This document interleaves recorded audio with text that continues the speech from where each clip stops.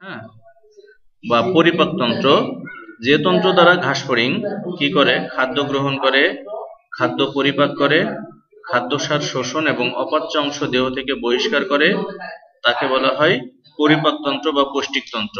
এইটুকু কি বুঝেছো? এই যে এইটুকু দেখো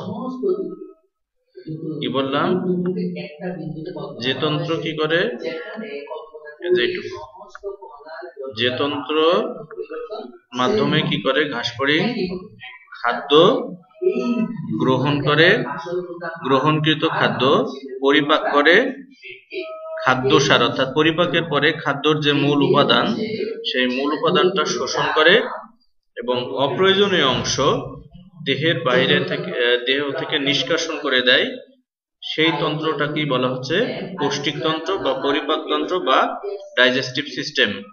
তো যদি বলা হয় ঘাসফড়িং এর পৌষ্টিকতন্ত্র কয়টি অংশ নিয়ে গঠিত, দেখো তো কয়টি অংশ? দুইটি।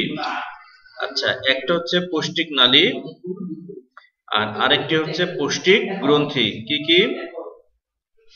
এই যে দেখো, একটি হচ্ছে পৌষ্টিক নালী, আরেকটি হচ্ছে পৌষ্টিক গ্রন্থি।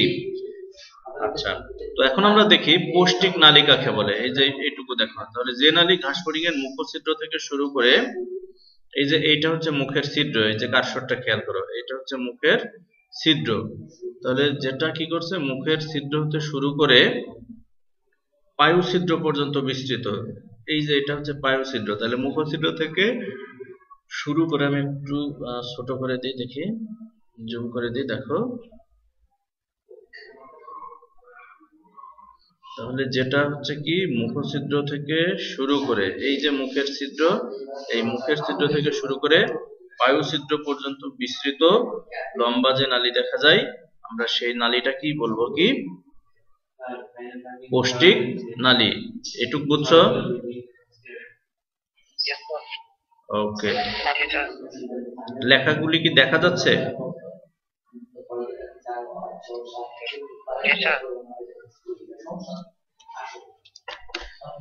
আচ্ছা, এখন দেখি যে এই যে পৌষ্টিক যে নালীটা আমরা দেখলাম, এই পৌষ্টিক নালীটাকে তিনটা অংশে ভাগ করা যায়।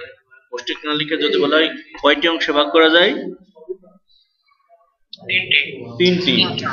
তো আমি খুব সহজ করে বলে দিই, তিনটি অংশের মধ্যে হচ্ছে অগ্রপৌষ্টিক নালী, মধ্যপৌষ্টিক নালী আর পশ্চাৎ পৌষ্টিক নালী। কি কি নাম?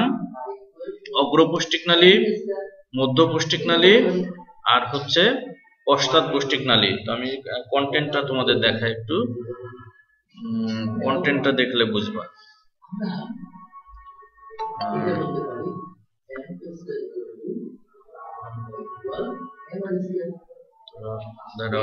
জয়েন করছে, একটু রিসিভ করে।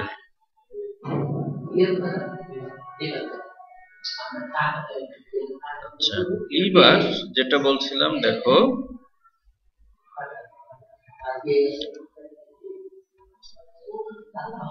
এই যে আমরা আর একটু দেখে নিই, অগ্রপৌষ্টিক নালী, মধ্যপৌষ্টিক নালী আর হচ্ছে কি পশ্চাৎ পৌষ্টিক নালী।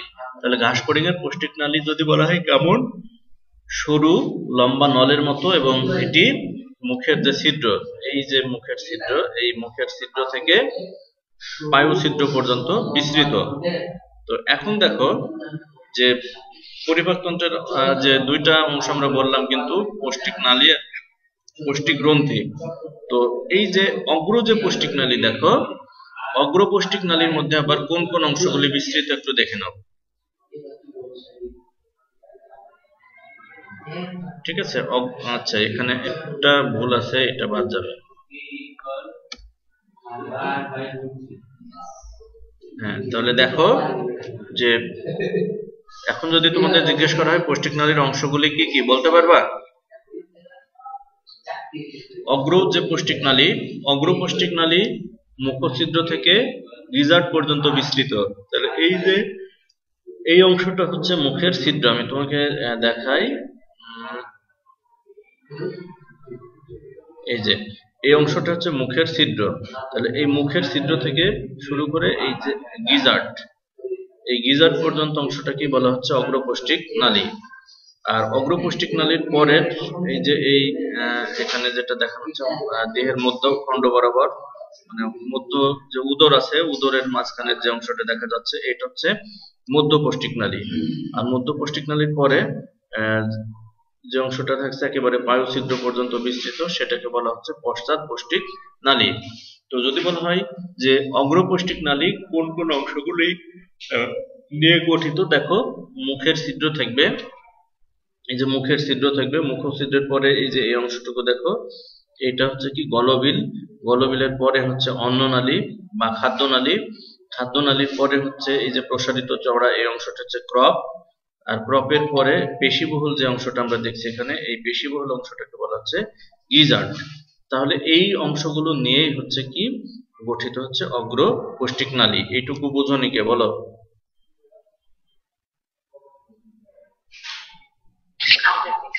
বুঝেছো? তো এখন এইখান থেকে যে অগ্রপৌষ্টিক নালীর কোন অংশগুলি নিয়ে গঠিত, এখান এইগুলি দিয়ে তোমার হচ্ছে এমসিকিউ যে কোশ্চেন রয়েছে সেই এমসিকিউ কোশ্চেনগুলি কিন্তু আসবে। ঠিক আছে, তাহলে কি বললাম যে অগ্রপৌষ্টিক নালীর অংশগুলির নাম বলো, বা নিচের কোনটি অগ্রপৌষ্টিক নালীর অংশ, তাহলে এই নামগুলি কিন্তু খেয়াল রাখতে হবে। এবং এই নামগুলি শুধু খেয়াল রাখলেই হবে না, এই নামগুলির অর্থাৎ এই অংশগুলির কাজ কি সেইগুলো কিন্তু আমাদের জানতে হবে। তো তোমাদের বইতে দেখো 68 নাম্বার পেজ, 68 তো না, পেজ নাম্বার দেখো 73 72 নাম্বার পেজে দেখো এই ছকটা কিন্তু দেয়া আছে।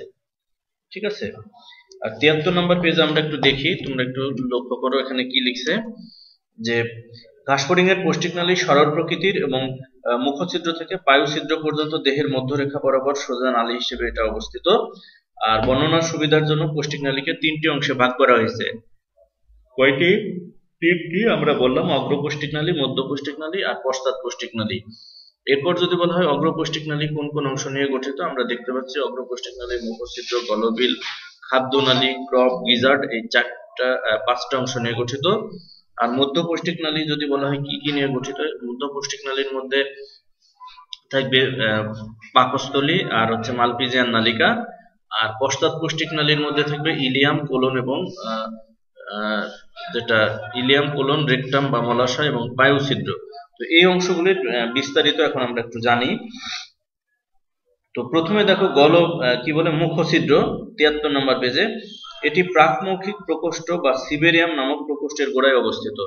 তো ঘাসফড়িং এর এই যে মুখের যে ছিদ্রটা এখানে লক্ষ্য করো, মুখের ছিদ্র ঠিক আগে, এই যে মুখের ছিদ্রের আগে কিন্তু একটা প্রকোষ্ঠ দেখতে পাচ্ছি, এই প্রকোষ্ঠটাকে বলা হয়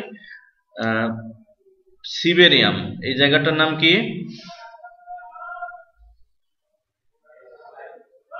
বললাম? সিবেরিয়াম বা প্রাকমৌখিক প্রকোষ্ঠ। তো প্রথমে কিন্তু খাবারগুলি এই প্রকোষ্ঠের মধ্যেই যায় এবং এই সিবেরিয়ামের পরেই থাকবে মুখছিদ্র। তো কি বলা হচ্ছে যে কাঁচ সিবেরিয়ামে খাদ্যবস্তু গৃহীত হয় এবং মুখছিদ্র পথে খাদ্য কি করবে, দেহে প্রবেশ করবে। তাহলে এই যে এই জায়গাটা আমি যেখানে কার্সরটা এখন রাখছি, এই জায়গাটা হলো মুখছিদ্র এবং এই মুখছিদ্রের মাধ্যমে কি করবে, এই যে গলবিল, এইটা হচ্ছে গলবিল, এই গলবিলের মধ্যে খাদ্য প্রবেশ করবে। তাহলে যদি বলে গলবিল কোথায়, গলবিল তাহলে মুখছিদ্রের পরে। ঠিক আছে, তাহলে মুখছিদ্রটি ছোট নলাকার পেশিবহুল গলবিলে উন্মুক্ত থাকছে। আর তারপরে এই যে একটু প্রসারিত, গলবিলের পরে প্রসারিত যে অংশটা দেখবো সেই অংশটাকে আমরা কি বলবো, গ্রাসনালী বা খাদ্যনালী।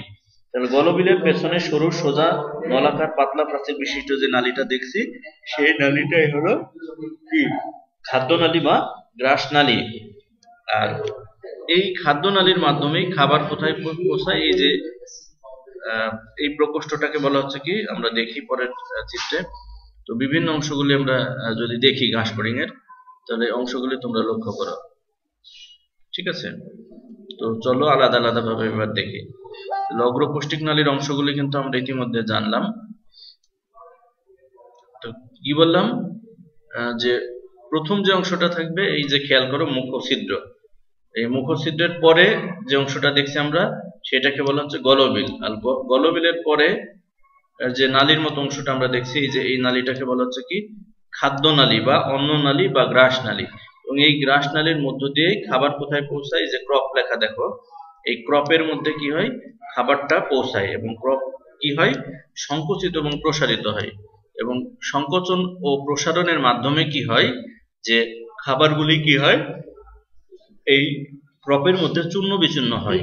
এবং এই ক্রপের মধ্যেই কিন্তু লালার যে নালী, সেই লালা নালীর মাধ্যমে কি হয়, লালা রসগুলি এই ক্রপের মধ্যে আসে এবং ক্রপের ভিতরেই কি হয়, খাদ্যের সাথে লালা কিন্তু মিশ্রিত হয়।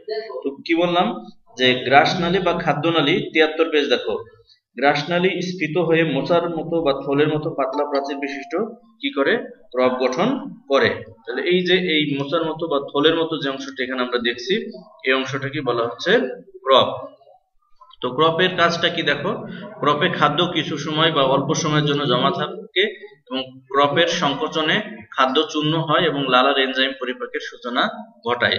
তাহলে তোমাদের যদি এমসিকিউ কোশ্চেন আসে, তাহলে ঘাস ফড়িং এর কোথায় খাদ্য পরিপাকের সূচনা হয়, বলো একজন।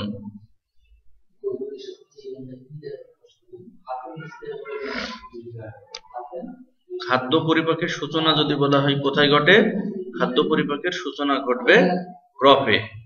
এটা কি এখন পারা যাবে? এই যে এই জায়গাটা ক্রপ। আচ্ছা, ক্রপের পরে দেখো, ক্রপের পরে যে অংশটা আমরা এখন দেখছি, এই অংশটাকে বলা হচ্ছে গিজার্ড। ক্রপের ঠিক পেছনে যে অংশটা, সেই অংশটাকে বলা হয় গিজার্ড। যেমন ক্রপের প্রাচীর আমরা বললাম পাতলা ছিল, কিন্তু গিজার্ডের যে প্রাচীর, এই গিজার্ডের প্রাচীরটা থাকবে অনেক পুরু। গিজার্ডের প্রাচীর কেমন থাকবে, পুরু থাকবে। এবং পুরু থাকার ফলে কি হবে, যে এখানে তার আগে বলেনি, এই গিজার্ডের ভিতরে কিন্তু 6টা দাঁত থাকে। ঠিক আছে, গিজার্ডের ভিতরে কি থাকবে, 6টি দাঁত থাকবে, তারপরে দাঁতের পেছনে চুল থাকবে এবং 6টি প্যাড থাকবে। এবং এই গিজার্ডের আকারটা হচ্ছে ত্রিকোণাকার। গিজার্ডের আকার কেমন, পরীক্ষায় আসে, গিজার্ডের আকার হচ্ছে ত্রিকোণাকার। তো এই গিজার্ডে কি হয়, খাদ্যগুলি আরো পেশিত হয়, মানে আরো চূর্ণ বিচূর্ণ হয় এবং অর্ধতরল অবস্থায় পরিণত হয়। এবং এখানে দেখো বলা হয়েছে যে গিজার্ডের মধ্যে কি থাকে, চুল থাকে 6টি। তো এই চুলগুলো কি করে, এই চুলগুলি খাবারগুলিকে ছাঁকনির মতো কাজ করে।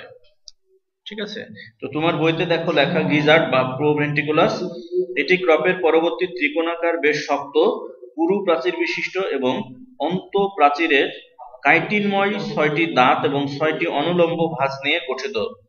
দাঁতের পেছনে চুল এবং 6টি প্যাড থাকে। তাহলে পরীক্ষায় কিন্তু আসবে যে দাঁতের পেছনে কয়টি চুল থাকে বা কয়টি দাঁত থাকে, তারপরে চুলগুলির কাজ কি। ঠিক আছে, তাহলে এইগুলি তোমাদের জানতে হবে। এবং এখানে কি থাকে, ক্রপ যেখানে শুরু হয় এবং আর যেখানে শেষ হয়, এই দুইটা জায়গায় কিন্তু ভালভ থাকে, মানে কপাটিকা থাকে। এবং এই ভালভগুলি কি করে, খাবারের যে প্রবাহ একমুখী রাখতে সাহায্য করে। আচ্ছা, এরপরে দেখি যে যদি বলা হয় মধ্যপৌষ্টিক নালী কোন কোন অংশ নিয়ে গঠিত, দেখো। ঠিক আছে, তাহলে মধ্যপৌষ্টিক নালীর মধ্যে কিন্তু হেপাটিক শিকা থেকে মালপিজিয়ান নালী থেকে, দুইটা মিলে মধ্যপৌষ্টিক নালী। তো এখানে দেখো এই যে এই অংশটা, ঠিক আছে, 6 জোড়া থাকবে। তাহলে গিজার্ডের পর থেকে শুরু করে, বইতে দেখো 73 পেজ, একেবারে লাস্টের প্যারা, গিজার্ডের পর থেকে শুরু করে উদরের মধ্যাংশ পর্যন্ত বিস্তৃত পাতলা প্রাচীর বিশিষ্ট অংশটি হলো মেসেন্টেরন। তাহলে কি বললাম, এটি গিজার্ডের পর থেকে শুরু হবে, অর্থাৎ এই যে গিজার্ড, এখানে আমরা কি দেখলাম, কোথায় গেল, এই যে এইখানে ছিল গিজার্ড। তাহলে গিজার্ডের পেছনে যে অংশটা, সেটাই হচ্ছে কি মেসেন্টেরন। মেসেন্টেরনের আরেকটি নাম হচ্ছে পৌষ্টিক নালী, এই পাকস্থলী, সরি। তো গিজার্ডের পর থেকে শুরু করে উদরের মধ্যাংশ পর্যন্ত বিস্তৃত পাতলা প্রাচীর বিশিষ্ট অংশটিকেই বলা হচ্ছে মেসেন্টেরন। এবং মনে রাখতে হবে যে মেসেন্টেরন কিন্তু ভ্রূণীয় এন্ডোডার্ম থেকে উৎপন্ন হয়।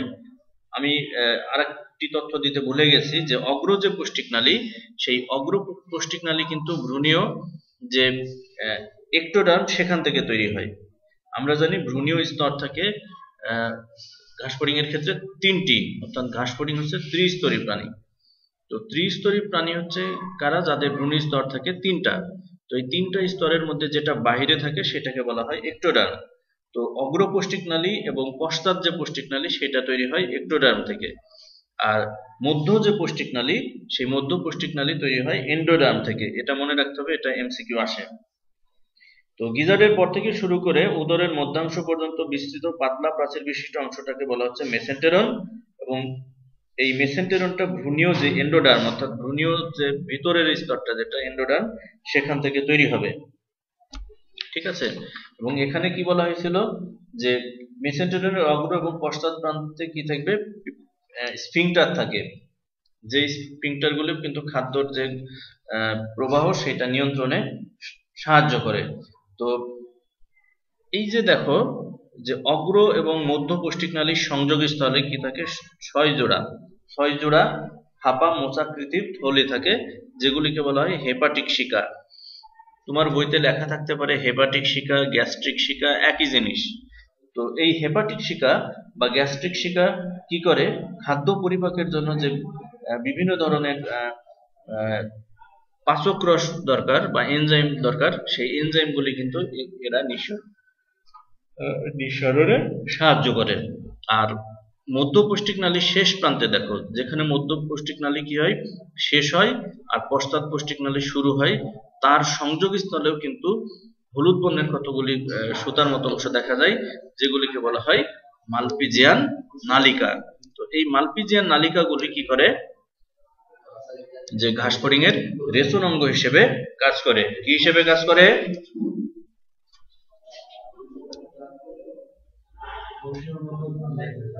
কি হিসেবে কাজ করে বলো?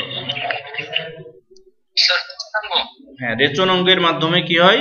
দেহ থেকে যে বর্জ্য পদার্থ, সে বর্জ্য পদার্থগুলি কি হয়? নিষ্কাশিত হয়। তো পশ্চাৎ পৌষ্টিকনালীর মধ্যে কোন কোন অংশগুলি থাকে? নামগুলি একটু মুখস্থ করো, 4টা নাম: Ilium, colon, rectum, পায়ু।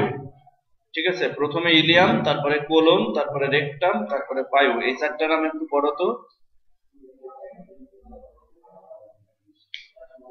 Ilium, colon, রেকটামের Bangla হচ্ছে মলাশয়, যেখানে মল সাময়িক সময়ের জন্য জমা থাকে।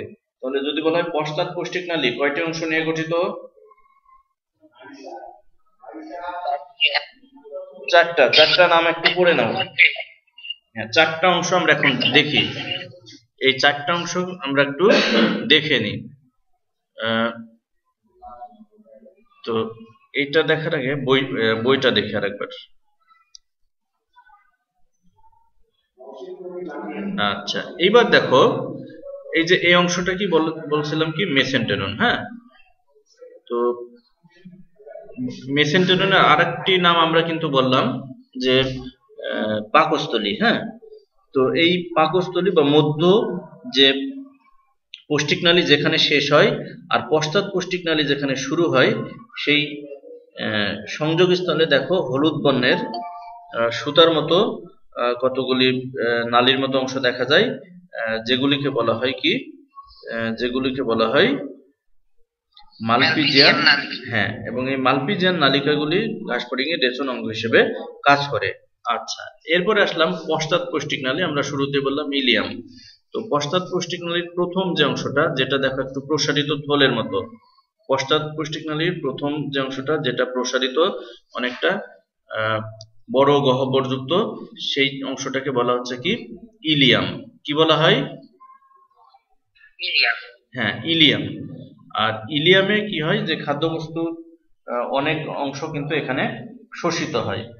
ইলিয়াম হচ্ছে, এখানে কোনো প্যাচ থাকে না, চওড়া এবং নলাকার প্রথম অংশ, এবং এই ইলিয়ামের মধ্যেই কি হয়? পরিপাকৃত যে খাদ্য উপাদান, সেই খাদ্য উপাদানগুলি কি হয়? বা খাদ্য রসগুলি শোষিত হয়। আর ইলিয়ামের পরের যে নালীটা, সেই নালীটাকে বলা হচ্ছে কি? কোলন। তো এখন কোলনটা দেখো তো, ইলিয়ামের থেকে সরু না প্রসারিত? সরু। তাহলে ইলিয়ামের পরে সরু নলাকার যে অংশটা দেখবো, সেই নলাকার অংশটাকে আমরা কিন্তু বলবো কোলন। তাহলে ইলিয়ামের পেছনে অবস্থিত সরু নলাকার অংশকে বলা হচ্ছে কোলন, আর এখানেও কি হয় যে পরিপাকৃত যে খাদ্য উপাদান এবং তার সাথে পানি, সেই পানিও কিন্তু এখানে শোষিত হয়। আচ্ছা, কোলনের পরের যে প্রসারিত অংশটা বা থলের মতো যে অংশটা দেখা যাচ্ছে, সেই অংশটা কি বলা হচ্ছে কি রেকটাম। তাহলে যদি আমরা পশ্চাৎ পৌষ্টিকনালী লক্ষ্য করি, পশ্চাৎ পৌষ্টিকনালীর শুরুর অংশ এবং শেষের অংশ কিন্তু প্রসারিত থলের মতো, আর মাঝের অংশটা হচ্ছে কি সরু, তাই না?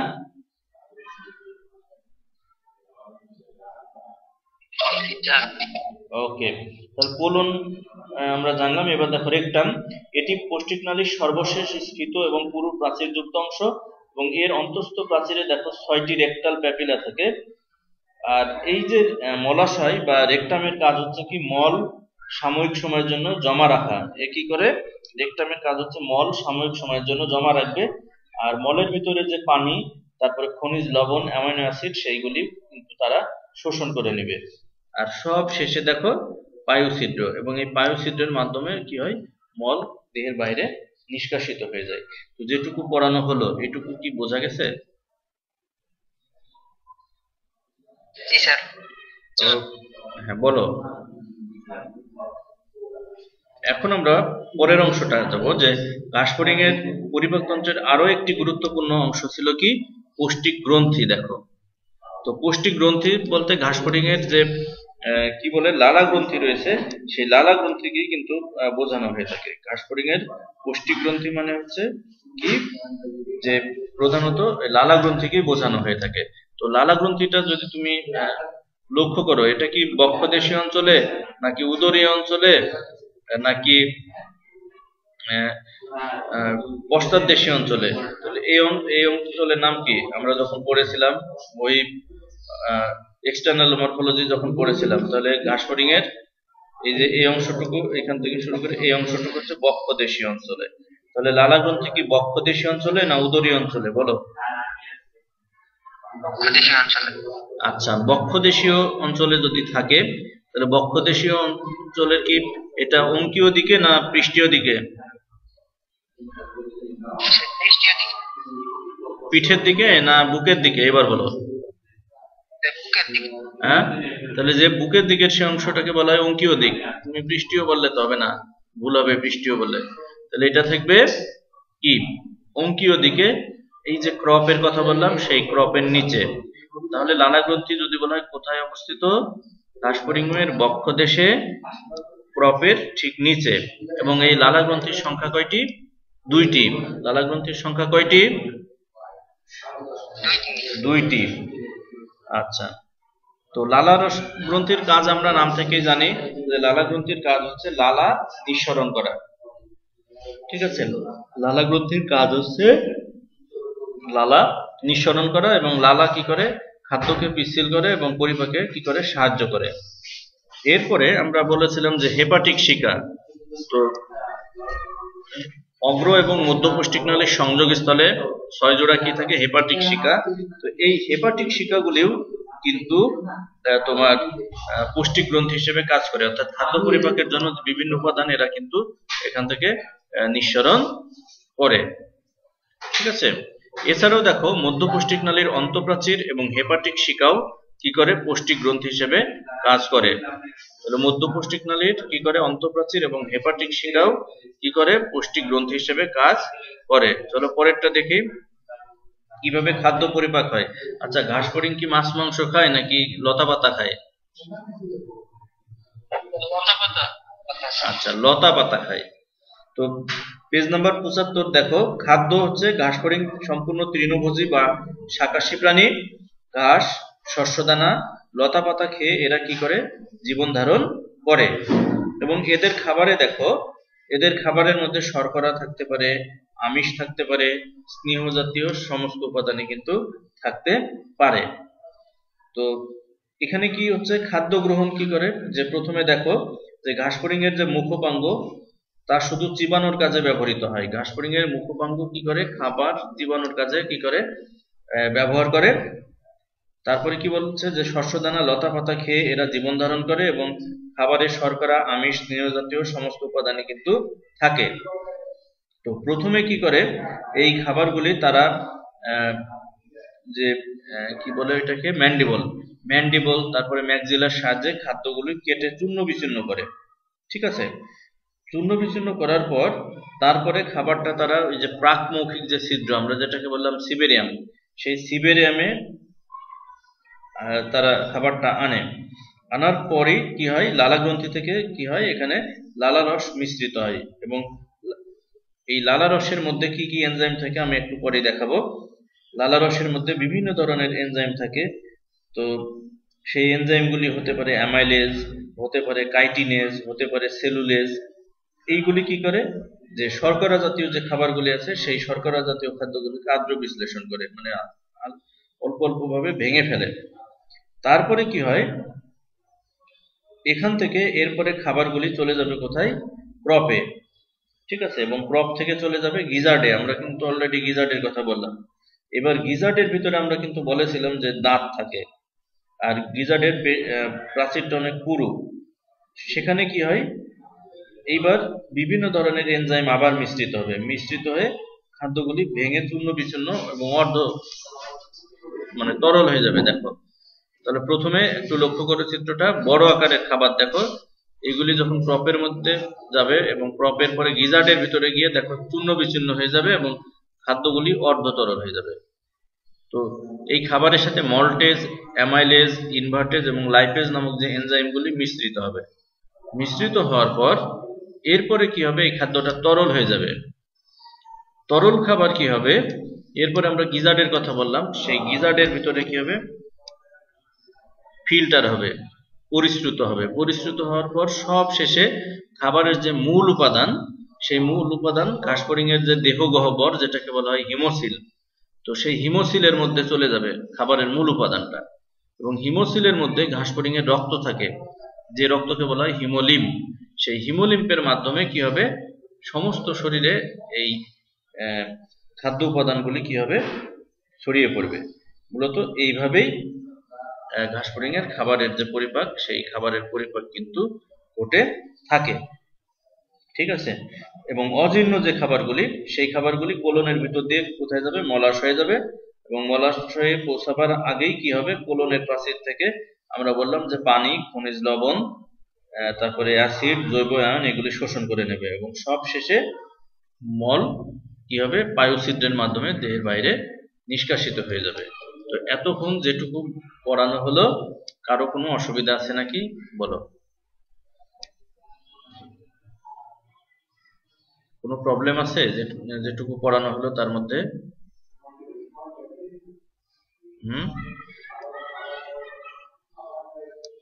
সায়েম বলো।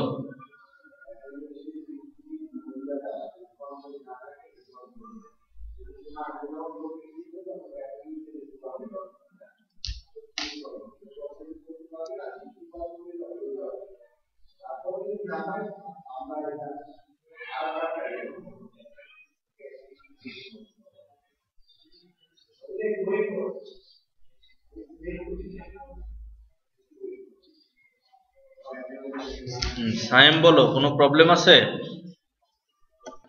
সুপ্রিয় শিক্ষার্থীবৃন্দ, আজ তাহলে এ পর্যন্তই। আগামী দিন আরো একটি বিষয় নিয়ে তোমাদের সাথে কথা হবে। সে পর্যন্ত সকলেই ভালো থাকবে। আল্লাহ হাফেজ।